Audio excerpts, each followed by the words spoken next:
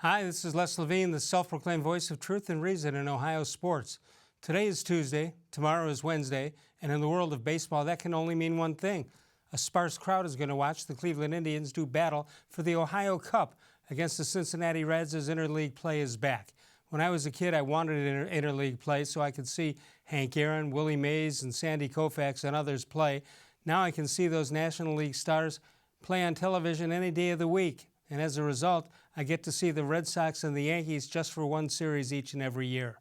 Besides, if you're going to have interleague play, have it so Cleveland and Cincinnati get to come to those cities, making a weekend out of it. By having interleague play with two different sets of rules on the DH and not matching up the natural rivalries proves two wrongs don't make a right. Except in this case, three wrongs don't make a right either. Bud Shaw is here. More Sports and Les-Levine is on the air.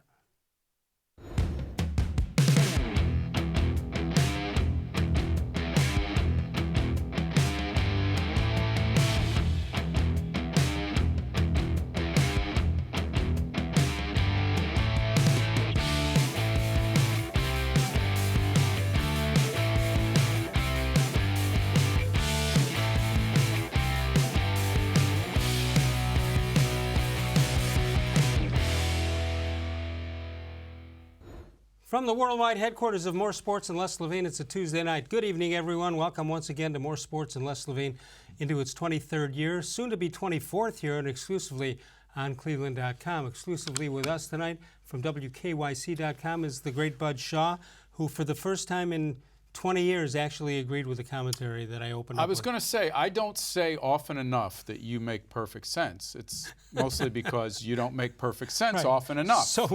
So when I do, you do. Yeah. So, but I agree with what you were saying about Interleague and this. You know, I thought there was a time when there was a little bit of intrigue or excitement or something about a Reds Indians game or an Indians Pirates game or something like that. Right. They actually don't. MLB couldn't care less, but they don't do the Indians any favors. If you're going to do this with Cincinnati and Cleveland, have it on a weekend here or a weekend there, and people can go, and that would be the fun of it, traveling to a game to see your team play. Yeah, and I heard Terry Francona talking about it today, and his point was that back when this was first launched, interleague play, it happened, twice a year basically. Correct. Those were sort of series that you knew were coming, you looked forward to them in some way for whatever reason. And now, of course, they're just dotted all throughout the baseball schedule, so there's nothing special about it anymore. No, but from a competitive standpoint, it's a problem because if you're playing a National League team late in the year on the road, you've set your team up to have a DH. That's number one. Number two, you haven't had guys bunting all year long, and all of a sudden in late August they're going to start bunting. You're going to see. Well, I mean, even in late June, the Indians can't bunt. Yeah, I don't know what it will take for the DH to come to the National League. It's every other level of baseball has the DH, and no one seems to suffer that much for it. Has anybody ever said why the National League doesn't want it? No, I've always thought it was that the owners, if you ever read the book called The Lords of the Realm, it's about baseball ownership and their battle with the players' union. But it's really about how separate and distinct some of the owners are amongst themselves. That the big market guys are over here, the guys who are having trouble making ends meet are over here, so and that's they why can't they vote even for agree on it. So, yeah, and I was always under the impression that some owners have gotten used to not having to pay for a DH. Yeah, so their payroll isn't as big as it might be if they needed a $20 million a year guy. I can't imagine that. If you can improve your team offensively, you're spending it anyway on guys. I don't know. I just think I've always joked that nobody goes to the ballpark looking to see how good the manager is at making the double switch, but they do go to the ballpark to see guys knocking the ball out of the park. The chicks dig the long balls. By the way, yeah. Did you see the Philly-Arizona game last night? I did not. Oh, do you know what people are talking about? Go ahead. 13 home runs hit in one game. Where was the game? I believe it was in Arizona. I'm not positive, but in a year that a game like that happens, you would think that the Indians would have somebody that can other than Roberto Perez, that can be their version of Mark McGwire. That's unbelievable. Yeah. So 216-575-0403 is the number to call. Bud Shaw with us. All right, we gave my commentary. Bud thought it was a Pulitzer Prize winner. Let's see how he did. This is not as good, but this is guaranteed to make some Indians fans angry, which I didn't mean to do, but okay. An ESPN report from baseball writer Buster Olney says that the Indians likely will be sellers and that closer Brad Hand might be the first to go. Nobody wants to hear that. The Indians remain 10.5 games behind the Twins, but still have wild card aspirations. If the report is true, is it too soon to sell? Reluctantly, I'd have to say no. I mean, the Indians won 2 series against the Twins and Yankees, but those series wins didn't answer the right questions in my mind. Namely, is Jose Ramirez's season salvageable? Is Corey Kluber going to come back healthy and ready to dominate? How about Mike Clevenger? Is Trevor-Bauer the pitcher who started the season or the one who hasn't won since April 30th? We haven't even begun to talk about Carlos Carrasco here and what he's dealing with. This simply isn't the Indian season for those reasons and others. The time is quickly coming, I think, to sell off valuable assets and accelerate the rebuild. And now I'll let Les tell me why I'm wrong. Well, I'm kind of for the wild card, not 2. I'm for the 1 wild card. But it's so silly when you say the Indians are 10.5 games out. They haven't reached the All-Star game, the All-Star break, and they still have aspirations for the wild card. If you can make that statement, there's something wrong with having the wild card.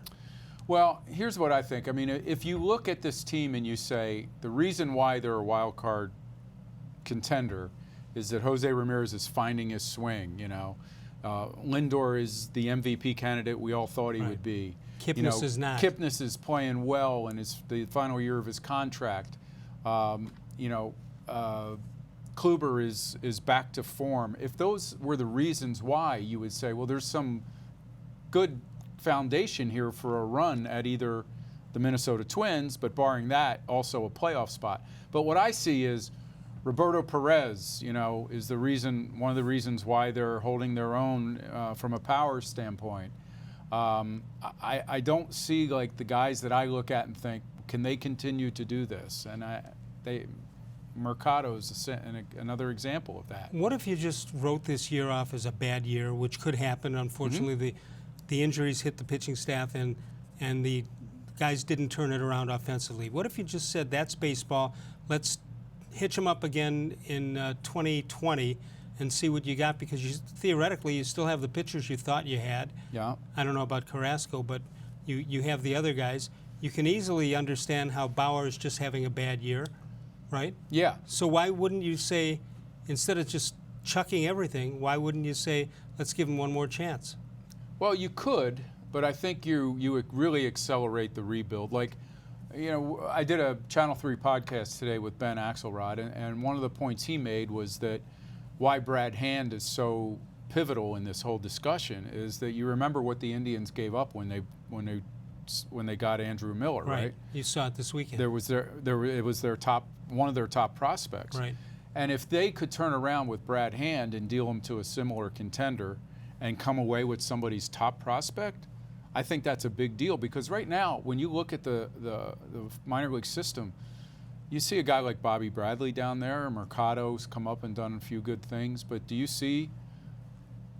Nobody's the next Frankie Lindor, but do you see a top, a prospect that everybody in baseball is coveting? I just read somewhere they don't even have a top 50 guy. Yeah, so I think that's why you're going to hear more and more about Hand. I mean, other than the fact that he's having a tremendous season, and his contract is club friendly for a couple more years.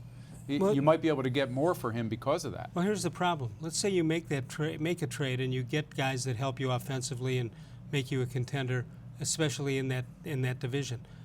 If you get those guys, you're going to need Brad Hand or somebody like him. You think they're going to get hitters back this year that are going to make them a contender? No, but hopefully they're going to get hitters that, if they get it right, it's somebody who's going to hit for them in 2 years. Yeah. And at that point, and you wouldn't have Hand anyway. You wouldn't have Hand, and then the whole question of how long do you hold on to Lindor?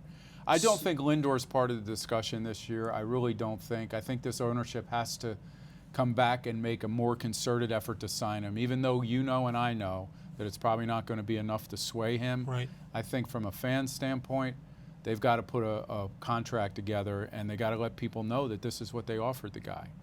Yes, but whatever it is, the people will say that was a phony offer, or it wasn't legit, or they never intended. They're cheap. You're going to hear that. Yeah, you're always going to hear it, but I just think if you just say, well, enjoy him while you have him. Yeah, we've seen how enjoy him while you have him works. So maybe making a more meaty offer might help. Bud Shaw with us, 216-575-0403. The offseason in football, we've had all kinds of guys there's so many insiders now. I don't know how you become an insider, but you've got information streaming out from all over the place and people putting their hopes in what they're reading and hearing. We have a new source to find out how good people are. Madden 20. They're going to let us know how they feel. All right, I gave it away where it's from, but if you want to hear some good things about your team, the Cleveland Browns, stick around. We'll come on back in just a moment. Scott Longer will be here tomorrow night. He has written a book, his third book now. This is Bad Boys, Bad Times, and it talks about the era around the 1940s years and the bad boys, the crybabies. And there you see Bob Feller to the left. But he's written that book and also one about the champion 1920 Cleveland Indians. But he'll be here to discuss that and more. Here you got some book signings for him for Bad Boys and Bad Times, and also No Money, No Beer, and No Penance, another book of his. June 15th, that's this Saturday, they'll be at Barnes & Noble's in Menor. That's from 1 until 3. Then on Father's Day, the 16th, be there from 1 to 3 at the Book Loft. That's in Columbus in German Village. You want to check that out, and Scott will be here tomorrow night. You can check out scottlonger.com. You can follow us on Facebook, facebook.com/more-sports-and-les-levine. New content posted each and every day. Bud Shaw and I return in a moment. More Sports and Les Levine exclusively on cleveland.com.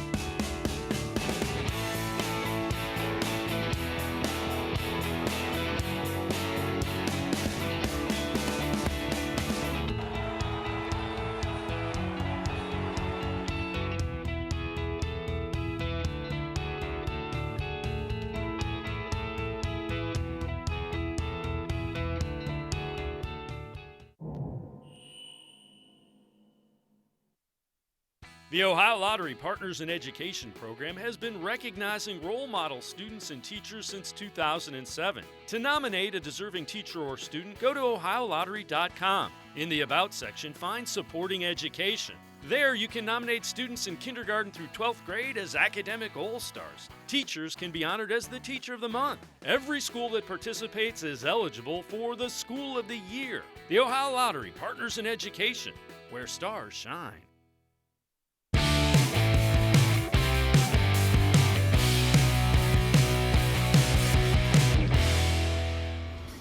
Today is the 11th of June. Pretty good birthday day. That Vince Lombardi, that's pretty good right there. Any listed as Vince Lombardi on is pretty good. This is not the Big Hurt. This is the other Frank Thomas, the Pittsburgh Pirate player. Stupendous from 1947. Joe Montana, he was pretty good, wasn't he? It wasn't bad. Yeah. Jose Reyes and Brock Holt, all born on the 11th of June. Bud Shaw with us. Time for a How Come Quickie. Just a classic How Come Quickie here, Bud. How come we all turn down the sound of the radio when we're looking for an address? You do it, I do it, we all do it. Yes, we do. I don't know. I'm going to say something here. All right. I don't think I've heard that one before. No. Mm-hmm.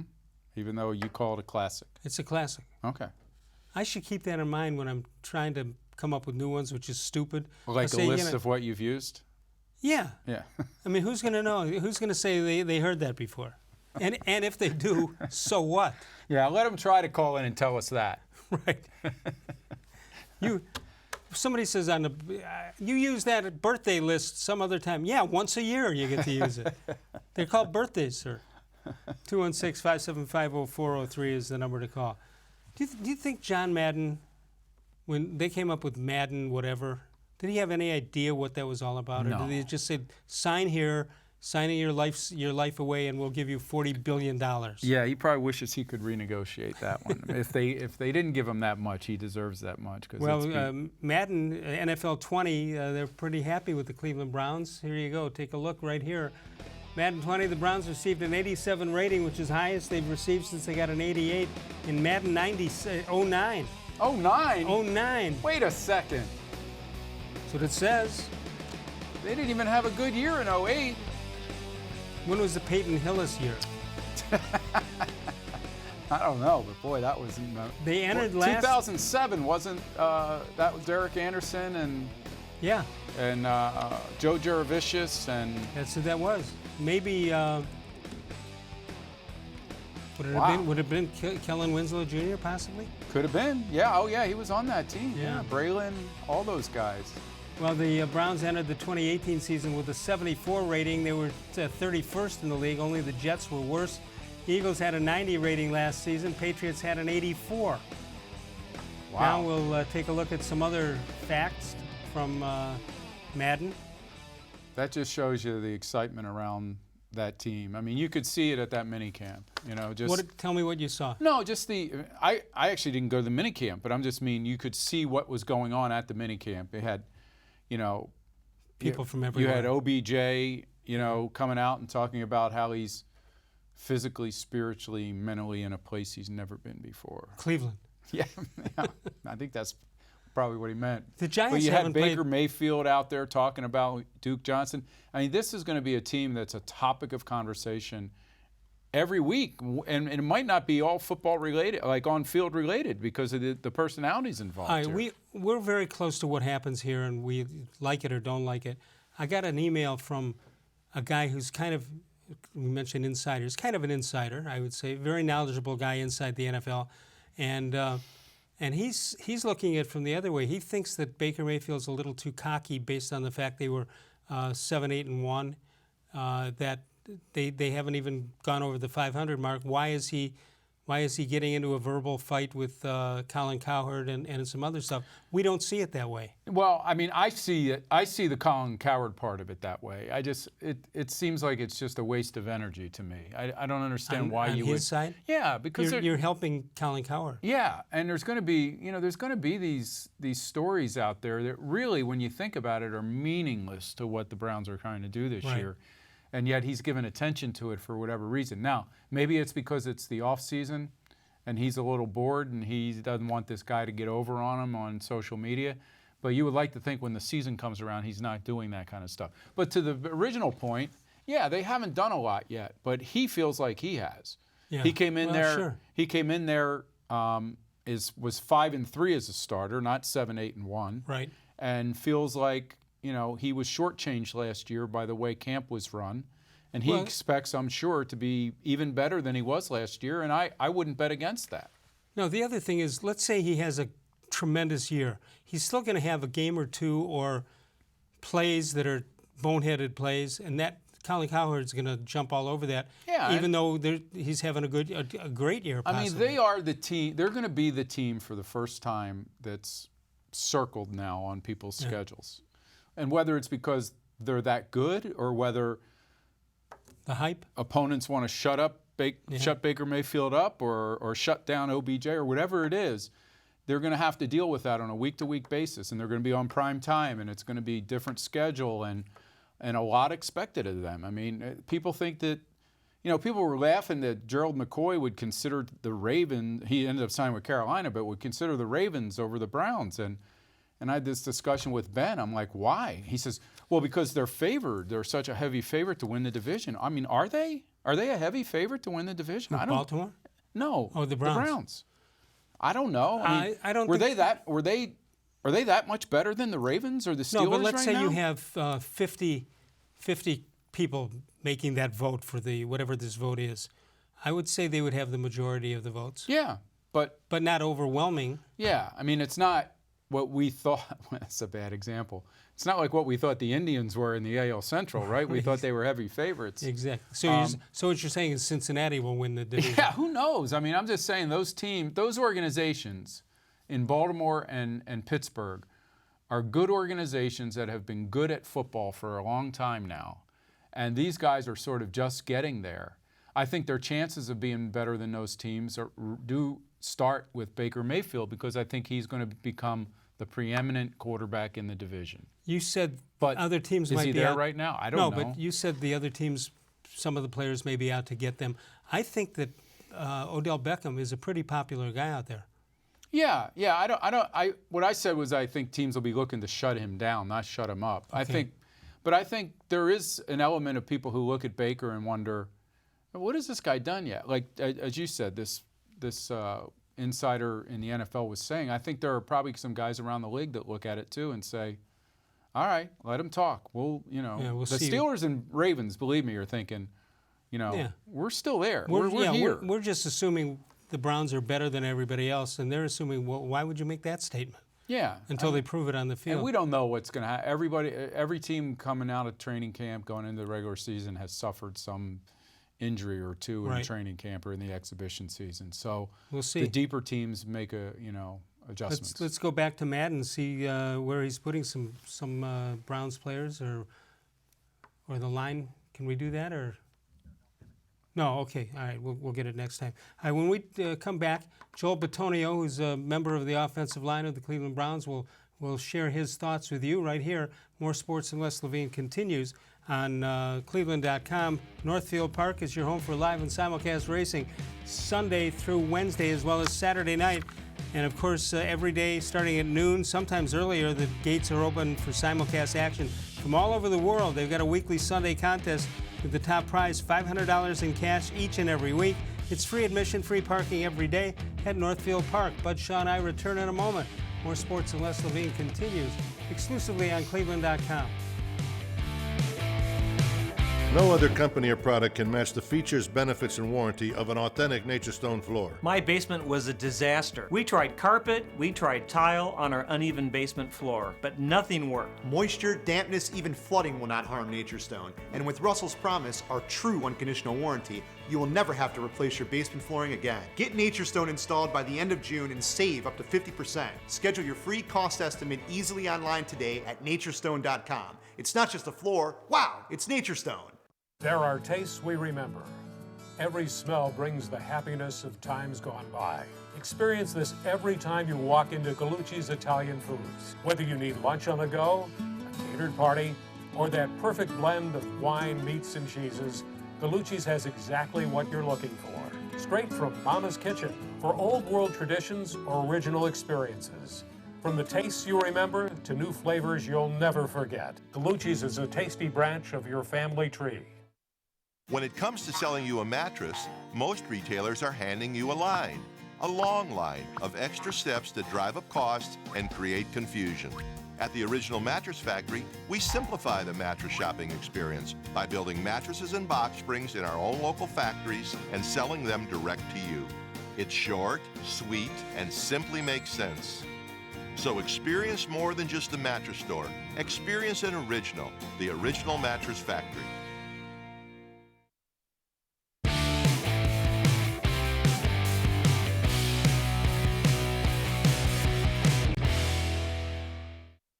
Yeah, it was a good off season. We got everybody in, and it was really fun to get to know the new staff, the new teammates, things like that. And I think we grew over the time. We installed a new offense, a new defense, had some new schemes, but I thought you showing potential on both sides of the ball, where it's like, man, that's gonna be a hard defense to stop, or that was a great play on offense. And it's kind of been fun to be around the guys. It goes pretty quick when you're in it, but we had a good off season. I think we're moving in the right direction for training camp.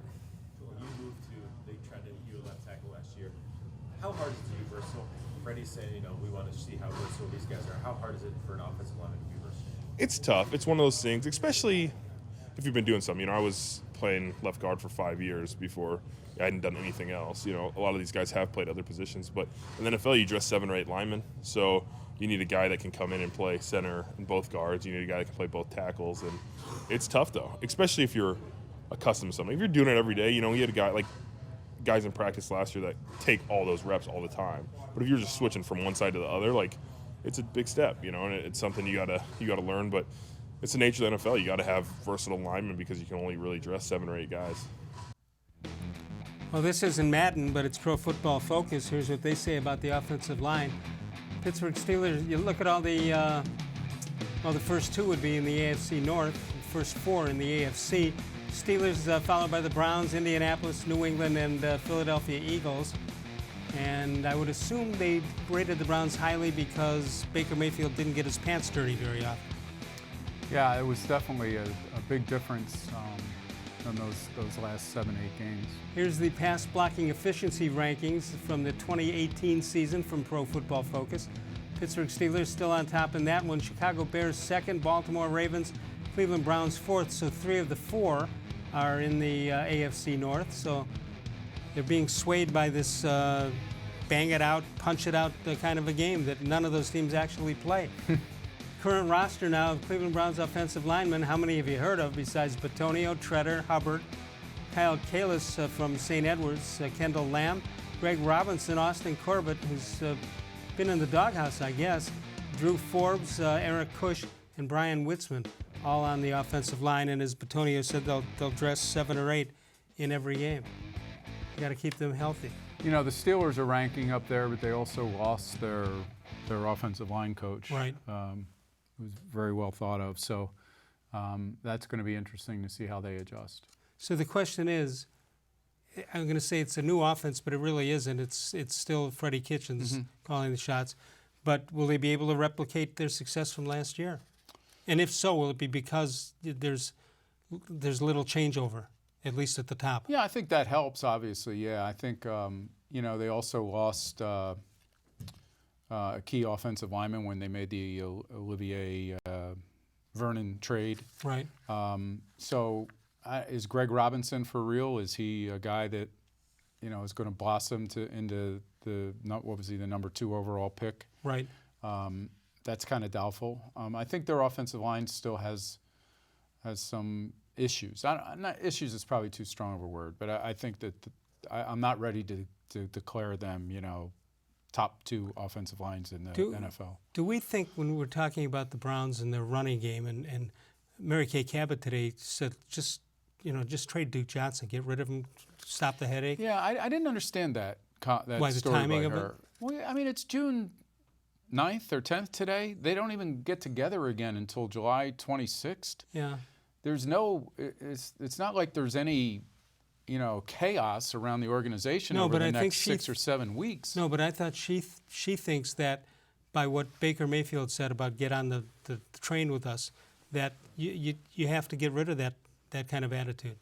I don't see a problem with it at this point. I don't see a problem with it at this point. I think, Duke Johnson, while he, may have come off oversensitive in those comments, talking about loyalty and all that, I mean, he did try to say that his trade request was to meet them halfway because they said they were going to trade him or they were looking to deal him. And so he was like, okay, listen, if that's the way you want it to be, then trade me. I'm okay with it. I don't think he's a problem player. I don't think he's going to come to camp, hold another press conference and say, I wonder why this hasn't happened yet. I asked to be traded. I don't think he's going to do that. He'd be hurting his own stock if he did.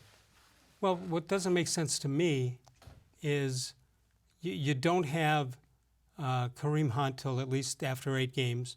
You don't know what's going to go on with injuries. I mean, he could, in the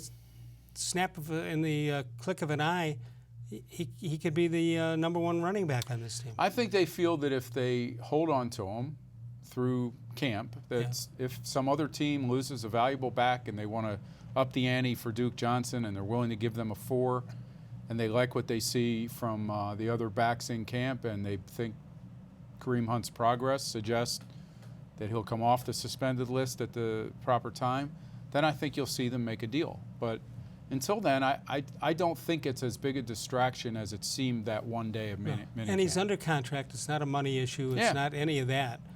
But and I know there's some, I know, it was pointed out in that story that his agents, Duke Johnson's agent's husband is Luther Campbell, who has been tweeting angry things at Baker Mayfield. You think john-dorsey's sitting on Twitter saying, oh boy, we got a problem here now? Maybe. I don't think so. I don't think John Dorsey I think somebody would have to show him how to get on Twitter. Well, I might be wrong on that. it can't be me. I don't think he's looking for you. He may look for your help in clock management, Yeah, but probably not on Twitter. Okay, so I don't know. Once the off season is over, don't you want some harmony, team harmony? Yeah, sure. But, you know, But there's that always doesn't going to do be, yeah, I mean, there's always going to be guys that that aren't happy with their playing time, that if they feel cheated would probably deep down rather be somewhere else where they have a chance to start. And those guys kind of, they don't make a deal out of it. They don't cause problems. And I think Duke Johnson will fall into that same category once he comes to camp. I think he said what he said when he came to mini camp. It was the first time anybody had a chance to ask him anything. So he wasn't going to lie about it. Maybe he should have. Maybe he should have just said, I said what I said. It's behind me. Let's go forward. But he didn't. He answered as honestly as maybe Baker Mayfield would answer. 216-575-0403. One guy the Browns are one guy that they think is going to have a good year and hope he'll have a good year is Larry Ogunjobi. We'll hear from him when we get back. Also, you can check us out as the voicemail of Truth and Reason. If you can't get in to call us during the show, which is aired live from 6 until 7 p.m. Eastern Time, you can call us anytime at that number, 216-200-6650. Call anytime, leave a message. We'll use it on a future show. Try to keep it as short as possible. Bud and I, we're halfway through. More Sports and Les-levine continues exclusively on cleveland.com.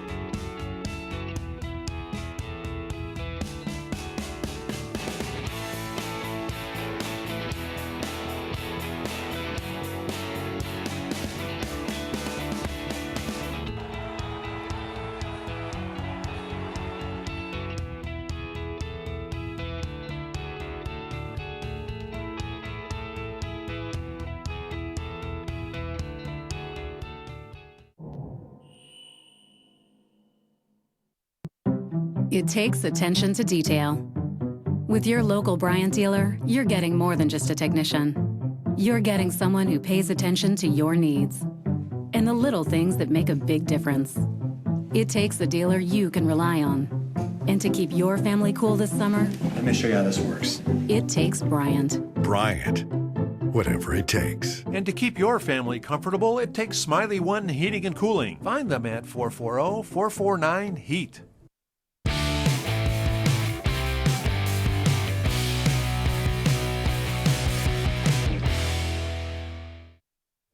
Keep improving. I feel like I've laid, a solid foundation these first 2 years, and I really feel like I can take off, especially with the guys that are around me, like Sheldon, Miles, Olivier. I feel like we have all the right pieces we need. So now it's just, going out there and doing it on Sunday. What's going to be new in your game, or improved?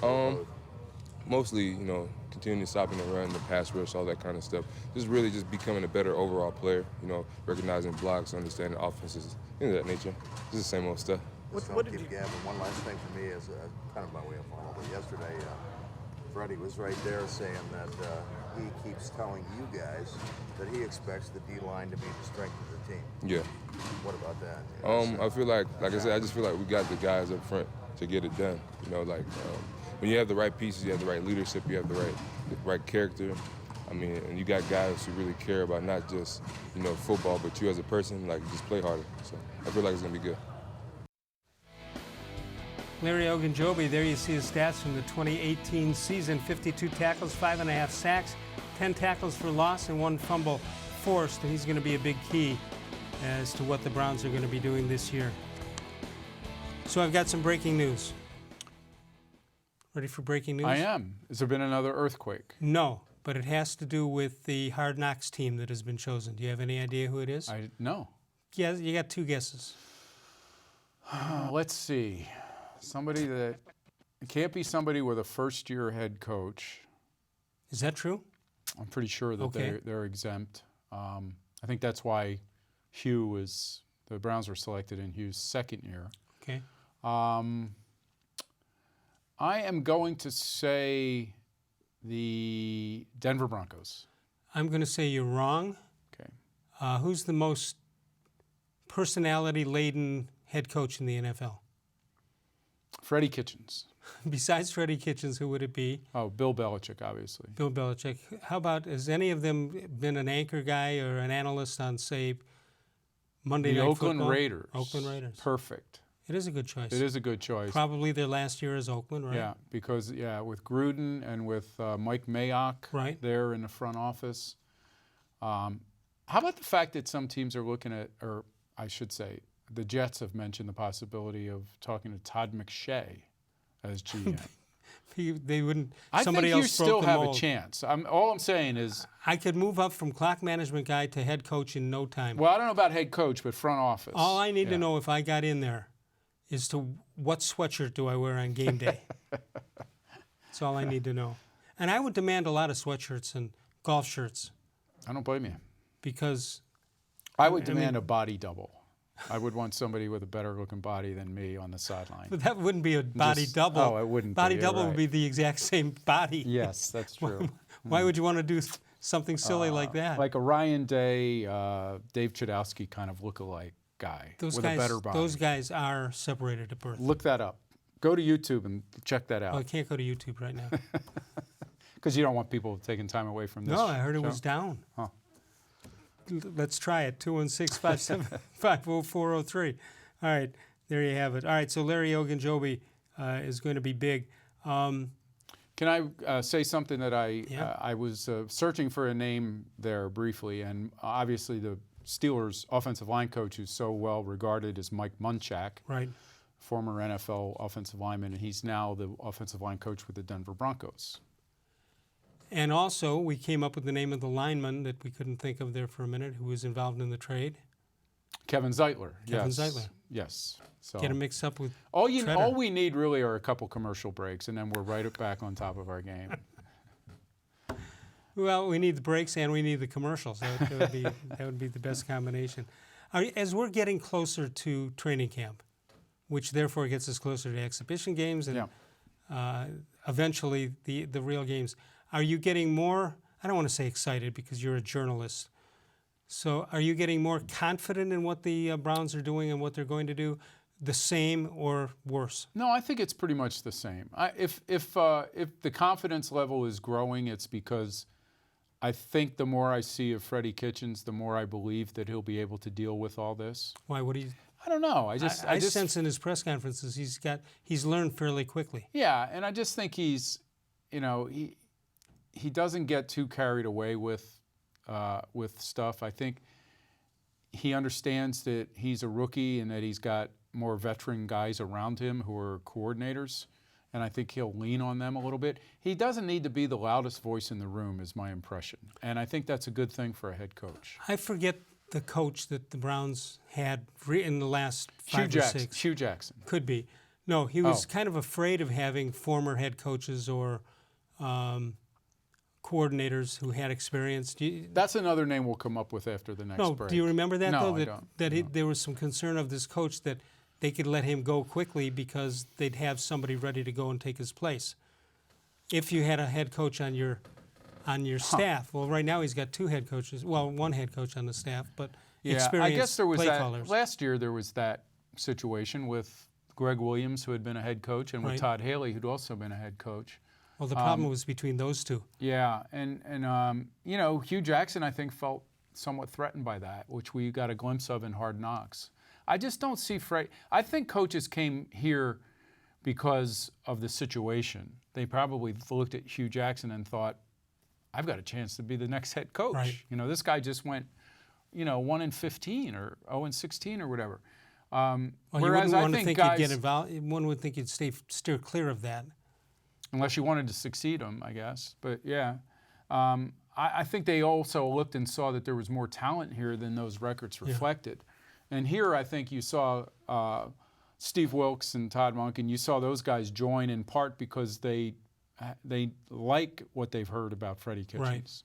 So I think that part is looking up. Until we get into games and see how they're going to share the ball on offense, how these corners are these the most physical corners in football? I would say no. They're good cover guys, but so there's still some things that we won't know until we see them play 4 or 5 games. When you said some of these potential coaches that would come here, assistant coaches, that you really could make an argument, even when they were 1-15, 0-16, they easily could have won 4 or 5 games. I think so too, and I would always argue this with people who said that Hugh Jackson never got a chance because of the roster tear down, you know, and I would always just ask, like, how, in what case or games or instances did you see that the team outperform its talent? I never saw that. No, I never saw it. And to me, that's a reflection of a head coach. You know, is he a good enough head coach that he can get a scheme, a feeling, a confidence, something in the locker room to lift his team a little bit? And I never saw it with you. And we're gonna turn our attention to baseball here and see what the Indians are going to do, taking on the Cincinnati Reds, a team that's been struggling for what, a decade now? Yeah, I think they've been playing a little better of late. What have they've won, what, 29 games? I haven't looked at their record, but I think they're 7 or 8 under the 500 mark. Yeah, so it's, you know, when you're waging a battle for the Ohio Cup, Les, all bets are off. Yeah, you can't do records go out the window. What other cliche can I come up with? You can't do the Lake Erie thing, whatever that was. What was that for? The barge? The barge, the exhibition game between the Lions and the Cleveland That'll Browns. be held again this year, I think. We'll talk about the Indians taking on the Reds, quick two-game series tonight, and then tomorrow afternoon. It's a 1 o'clock game tomorrow. Sokolowski's University Inn, nothing better than that. Located in Tremont, 5 minutes out of downtown. Take the Abbey Avenue exit, first exit out of downtown Cleveland. That's where you find them. Same location since 1923. Almost 100 years of service. They are Cleveland's oldest family-owned and operated restaurant, and they're open 11 to 3 Monday through Friday, and Friday and Saturday nights for dinner. Bud and I return in a moment exclusively on cleveland.com. No other company or product can match the features, benefits, and warranty of an authentic Nature Stone floor. I had an epoxy-based sand paint on my floor that deteriorated, and that's why I called Nature Stone. Why paint? It's expensive, it's ugly, and it doesn't last. Nature Stone is always affordable. It's beautiful, and with Russell's Promise, our true unconditional warranty, you will never have to replace your garage floor again. Schedule your free cost estimate easily online today at naturestone.com. It's not just a floor, wow, it's Nature Stone. When it comes to selling you a mattress, most retailers are handing you a line. A long line of extra steps that drive up costs and create confusion. At the Original Mattress Factory, we simplify the mattress shopping experience by building mattresses and box springs in our own local factories and selling them direct to you. It's short, sweet, and simply makes sense. So experience more than just a mattress store. Experience an original, the Original Mattress Factory.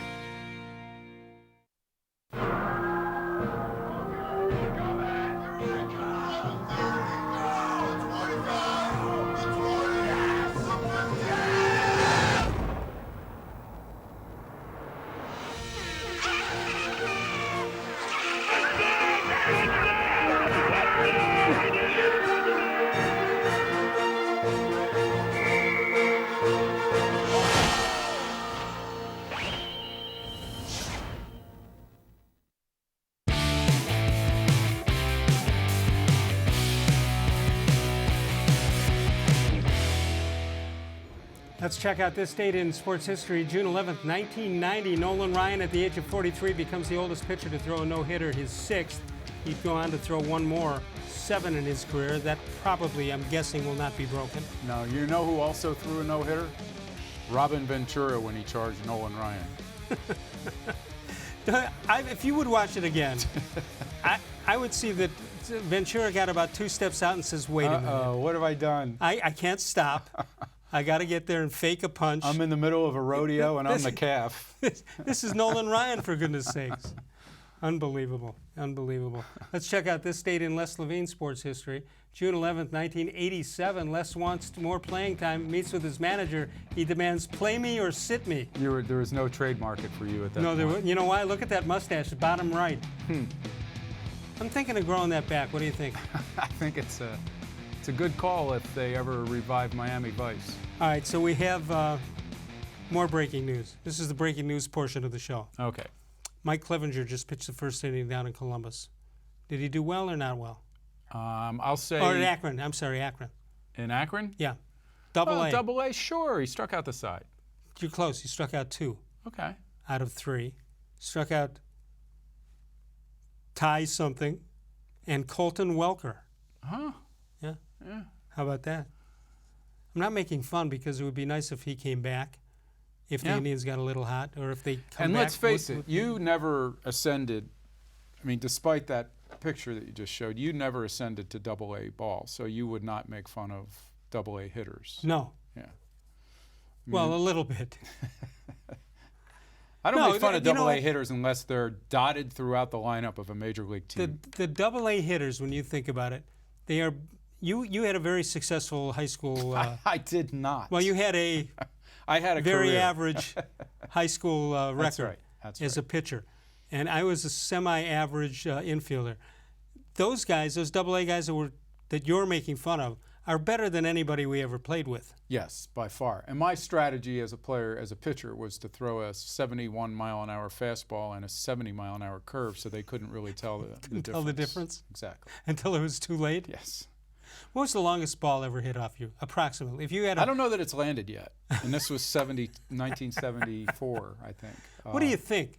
Did all your fields, I know you played at Veterans Stadium, did all your fields have fences? Yeah, for the most part, they all had fences. And how many took you deep? Some of them had schools in the left field that. So how many windows? That hit windows, yeah. So, I told you I gave up back-to-back home runs to twin brothers that is the greatest. To start a league championship game. That is. You don't think the one guy hit a homer and quickly changed uniforms? I don't. One was left-handed, one was right-handed. Oh. So they went deep on you, right-handed and left-handed. Yes. Yeah, and what are the odds they were of friends that? of mine too, so I was very popular at their house that summer. Your mom brought you orange juice, and I had a small school offer me book money if I came there and pitched for them, and that was back when book. Do I sound a little like Bob Uecker? Yeah, a little bit. Book money was about $75 back then, so I passed that. What school was it? It was called Wilkes College. Wilkes College, Wilkes-Barre, Pennsylvania. I know you're at a loss for words. No, is it Wilkes? Is Wilkes-Barre part of Wilkes? Is there some? Well, the town is Wilkes-Barre. It's yeah. like Wilkes-Barre, B-A-R-R-E. But the college was just called Wilkes College, and it was whatever's below a Division III school. That's what. Well, I'd say Division IV.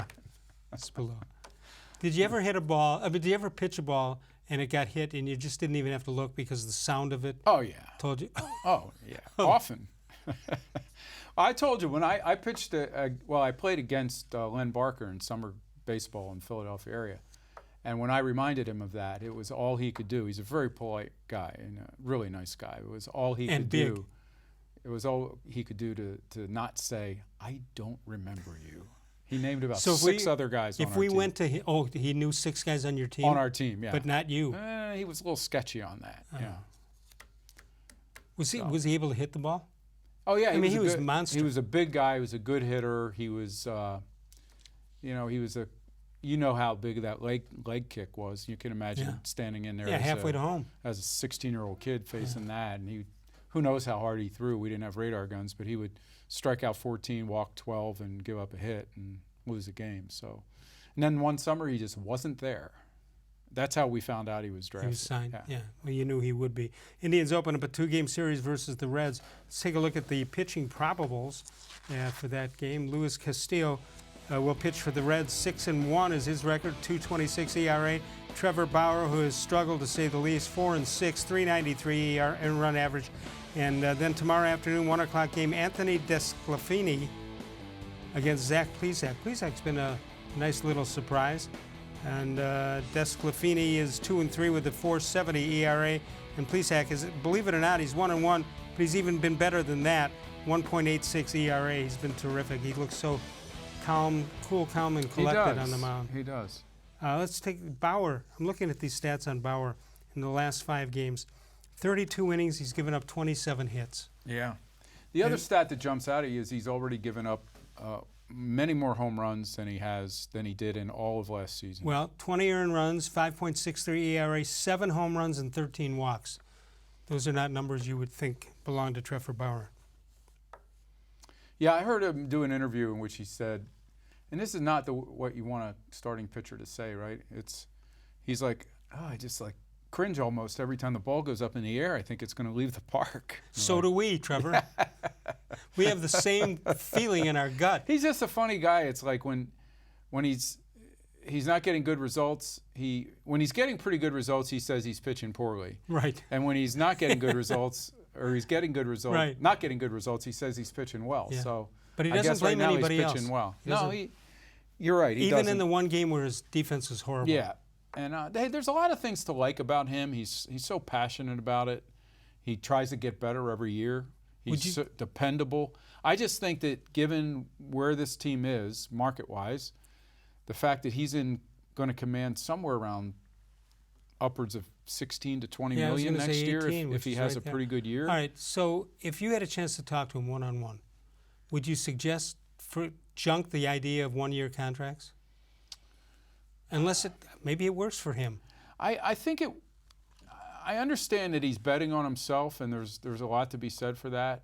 But he also seems to be a guy who needs to sort of gain the trust of an organization, which is harder for him because which the Indians have done. Well, yeah, and it may take more than 1 year. We saw that in Arizona when they gave up on him so quickly. And I know he's a more established pitcher now, and maybe it'll be easier to gain that trust. But my guess is that if he had an injury due to a drone during the playoffs, other teams wouldn't look as kindly upon him as the Indians did. Yeah, I think they've not put up with, but they've accepted some of his quirks because they know how talented he is, and for a long time was a pretty good bargain too. So now those days are over. We have a question of the day, and that question is it time to end interleague play? I think it's well past time to do that. Let's check out some of the responses we got. Gerard Morelli, it is, but they won't. You always make the best point, Les. If you have the Cleveland-Cincinnati games, at least do weekends like they did. I'm from Columbus. We used to get Reds fans to come up with us in Cleveland, and we used to do the same vice versa. Glenn Berger says, yes, it is time to end it, or at least reduce the number of interleague games each year. And while they're at it, reduce the games played within each division. Fans get tired of seeing Kansas City, Detroit, Chicago 19 times a year. Let's play New York and Boston more often. Danny Harrison says it's a harmless diversion and the matchups are interesting and fun to watch. All the effort to make the game more attractive. Why take something that fans like? Why take it away? Ted Moon says, I'd prefer to play more games within the league. Rick May says, yes, if you play the team during the season and are familiar with their roster, the element of surprise is less likely to happen, and when this is resolved, let's get off the fence about the designated hitter, have it in both leagues or not at all. And Joseph William Reitmeyer, I believe I pronounced that correctly, says yes, and eliminate the DH as well, focus on the league and divisional opponents, preserve interleague play for the World Series the way the baseball gods intended. All right. He wants the DH eliminated. I want the DH across the board. Yeah. All right, I may as well get this off my chest. Uh-oh. The way to solve baseball. Are the censors standing by? I don't like. When did we get those? I don't like anything about what I'm going to say, but I'm going to say. Oh, good. I can't wait to hear it then. Okay. The Indians are 10.5 games out of first place. Yes. The season virtually is over. You just argued a little bit ago that. I'm now taking the other side for argument's sake. All right. What if I told you on June 30th, the first half of the season is over. We have a first half champion, and that's the Minnesota Twins of the Central Division, and whoever it is in the East and the West and all that stuff. And now, July 1st, bring out the bunting, and I don't mean this kind of bunting, and bring out the balloons and everything else. We're going to have opening day 2, and we're going to have the second half of the season, and we'll name a champion of that. And then the winners, even if one team won them both, you got buys you can work on. But it would give the Indians, or the White Sox for that matter, I think the White Sox are only 12 games out, it would give them something to root for if they started again. You'd have each division, the first half winner play the second half winner. Oh, I hadn't thought about that, but well, who goes to the playoffs then under your scenario? Yeah, I don't know. I just know that you get to continue playing if you win the second half. I mean, that's how we grew up playing as a kid. I don't know if that's how you played. That's exactly how we played, especially because of the weather here. Yeah. Yeah. I think it would add interest to baseball, but it's so radical, and there's still so many purists in baseball that people would say, "Oh, now you're messing with the tradition of the game." How would you even judge whether a team, won 100 games in a season? If they were would you still keep a cumulative count then of how many games a team I don't know won? yet, but I'll figure it out on my ride home. But it's a short ride to your house. Well, it is. It is.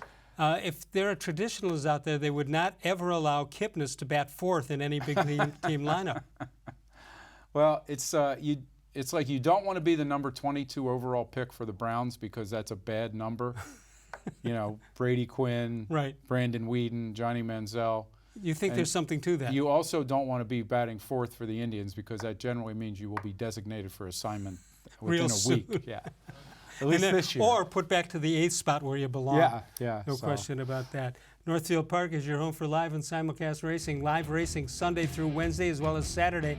And they've got Lady Luck's Clubhouse open for the buffet at $15.95, and that's on Saturday nights. Free admission, free parking every day at Northfield Park. We'll come on back in a moment. We'll take a look at some of the emails that have just flown into us over the last 24 hours. More Sports and Les-levine continues on cleveland.com. No other company or product can match the features, benefits, and warranty of an authentic Nature Stone floor. My basement was a disaster. We tried carpet, we tried tile on our uneven basement floor, but nothing worked. Moisture, dampness, even flooding will not harm Nature Stone. And with Russell's Promise, our true unconditional warranty, you will never have to replace your basement flooring again. Get Nature Stone installed by the end of June and save up to 50%. Schedule your free cost estimate easily online today at naturestone.com. It's not just a floor, wow, it's Nature Stone. There are tastes we remember. Every smell brings the happiness of times gone by. Experience this every time you walk into Gallucci's Italian Foods. Whether you need lunch on the go, a catered party, or that perfect blend of wine, meats, and cheeses, Gallucci's has exactly what you're looking for. Straight from Mama's Kitchen for old world traditions or original experiences. From the tastes you remember to new flavors you'll never forget. Gallucci's is a tasty branch of your family tree. The Ohio Lottery Partners in Education program has been recognizing role model students and teachers since 2007. To nominate a deserving teacher or student, go to ohiolottery.com. In the About section, find Supporting Education. There, you can nominate students in kindergarten through 12th grade as academic all-stars. Teachers can be honored as the Teacher of the Month. Every school that participates is eligible for the School of the Year. The Ohio Lottery Partners in Education, where stars shine.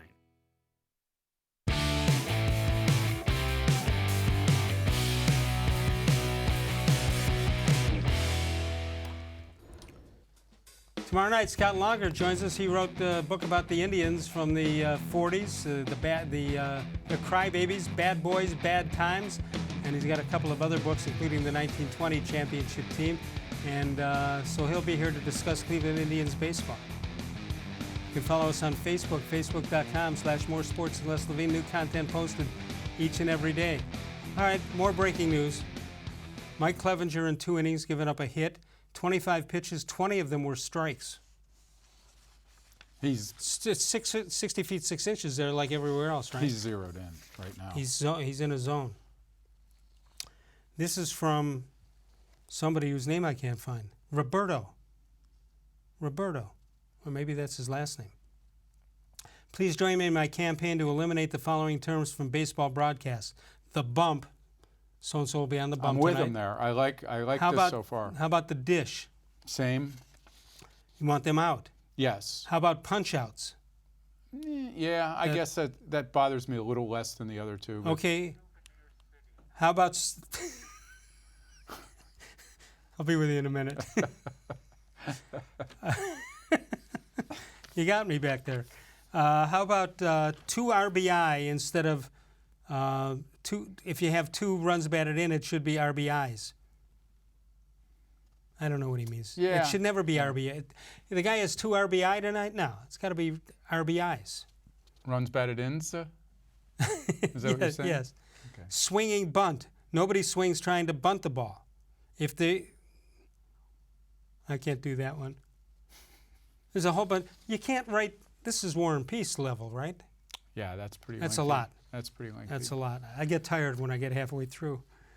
This is from Mitch in Kent, Ohio. How come the merger of FedEx and UPS will now be known as Fed Up? The other day... I like it. The other day, I didn't use one of his, and apparently he's upset because I didn't think everybody would get the reference. You'll get it, but I don't think the average person... I'll give that an 8.5. Okay. Okay. It's pretty... Out of 10 or out of 6? Out of 10. I like it, but it's not like if it was a postal service thing where you were really fed up. Right. Then it would be higher. No, you're right. But nobody's really mad at them. Les, the one I sent to you the other day was, how come the guy, Dion, that sang Runaround Sue is also known as the Wanderer? Is that Dion and the Belmonts? That's before my time, sir. Okay, a friend of mine just met Dion from the Belmonts. He's 82. Not my friend, this guy. Will you ever have the secret word back? That was fun. Big fan of ms&ll from way back. Now, we've used every word in the vocabulary I think we use, so anything else would be a repeat. What I liked is when nobody got the secret word for, I don't know, what, a year or two at a time. I didn't have to think of one. Do you know how hard Despite it is to think of one word? Despite the fact that it was usually written on the bottom of the paper, right. And you would turn it over at some point. Yeah. Mr. Gullible, unbelievable. Is this tonight. a How Come Quickie? Yeah. Okay. How come there was a kidnapping in the neighborhood, but he finally woke up? Let me repeat that. It's good, but it's not politically correct. It's a little high on pun. Yeah. You can't go with 2. I like the How Come Quickies that aren't necessarily puns. Okay. You know what I'm saying? How come a cow with no legs is ground beef? Okay. All right. All right, John Patrick comes in. The Daily Double. I'm giving that one an 8.6. Okay. All right. How come ever since I put dishwashing liquid on the top shelf, my wife jumps for joy? She can't reach it. She has to jump to get it. Okay. Yeah. How come when I got a job at the Dairy Queen, they sent me to Sunday school? There's a pun in there. There is a pun in there. A good one. But yeah, okay.